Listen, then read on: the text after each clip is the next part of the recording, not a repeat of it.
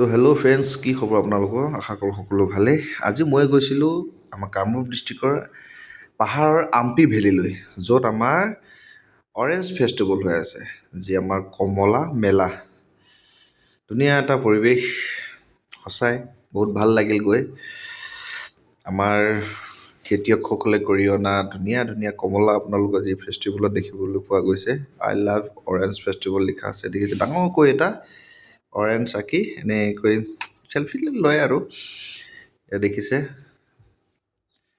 কমলা কমলা বুলি নহয়, সকলো আমাৰ যি পাহাৰত যিবিলাক খেতি পোৱা যায়, কচু, ৰঙালাও, সকলো দেখিছে, নাৰিকল, ধুনীয়া ধুনীয়া মানে যি আৰু খেতি হয় আৰু গাঁৱত দেখিছে কমলাবোৰ ধুনীয়া ধুনীয়া থৈছে। কমলা মানে দামটো বহুত কম আৰু খাবলৈ বহুত মিঠা। দেখিছে আপোনালোকে, দূৰ দূৰণিৰ পৰা আহিছে ফেষ্টিভেল চাবলৈ, কমলা লৈ গৈছে, এনেকৈ কমলা বজাৰ কৰি আছে। সেই সময়তে মোক মাতিলে চাহ খাবলৈ। চাহ খালোঁ কিহত দেখিছেনে আপোনালোকে? বাঁহৰ ট্ৰেডিশ্যনেল পূৰা ধুনীয়াকৈ বনাই দিছে। পিঠাকেইটা কিন্তু বহুত সোৱাদ।